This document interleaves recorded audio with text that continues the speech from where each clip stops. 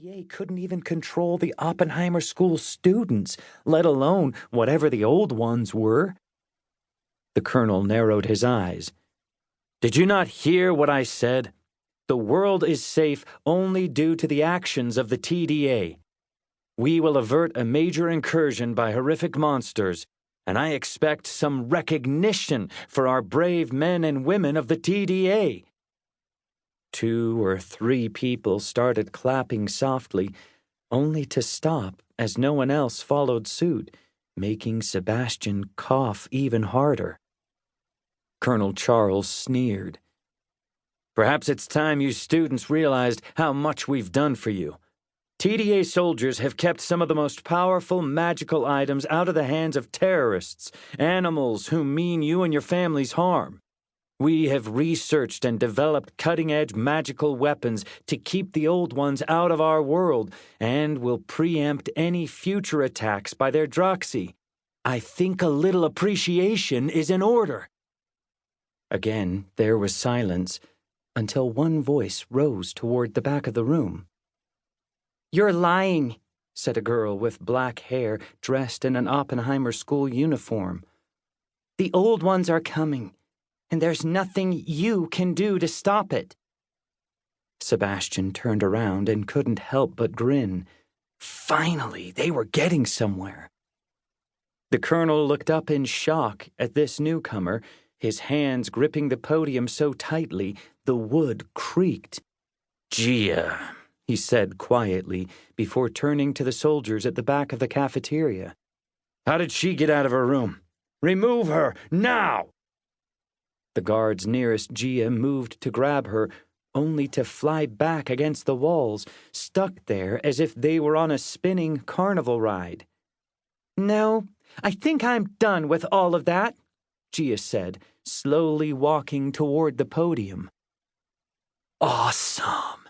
This Sebastian wanted to applaud for. Stop her!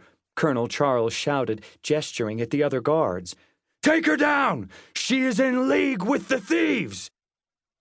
These new guards moved more cautiously, but the result was the same, and a moment later they were hanging on the walls as well. A few students stood up to confront her, some glowing with red or blue magic, but a look from Sebastian sent them back to their seats. Nice of you to finally step up, he said to Gia, who rudely ignored him, as usual. Colonel Charles is lying to you, she told the assembled students. We did take Excalibur, yes, but it was used to beat an old one. And the other old ones won't be stopped. In fact, they're on their way now. And Cyrus? She paused, like she didn't even want to say the words. He was on their side. Whoa, what? Cyrus was a traitor? That couldn't be true, could it? Immediately, all the students began talking at once, most disbelieving, but more than a few sounding scared. This was irritating, since it stopped Gia from explaining, so Sebastian waved a hand, and the assembled mouths froze in place. She's not done, he said, crossing his arms. Enough! Colonel Charles shouted. I will not let you...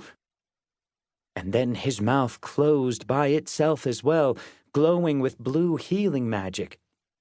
Sebastian lowered his hands, the glow of his healing magic disappearing. They'd heard enough from the colonel at this point. Thanks, Sebastian, Gia said. But you can let them go. We need to all trust each other, or we're never going to make it through this. He winced at that. We might be in trouble then. How can we trust you? Moira asked as Sebastian freed the students, but kept Colonel Charles quiet. You, Rachel, and that other kid, I forget his name, you all attacked us and took that sword. Why should we believe anything you say? Gia nodded. I get it. I don't know that I'd believe me either, especially after I just said you've been lied to all along. But does anyone really believe Colonel Charles is telling you the truth anymore?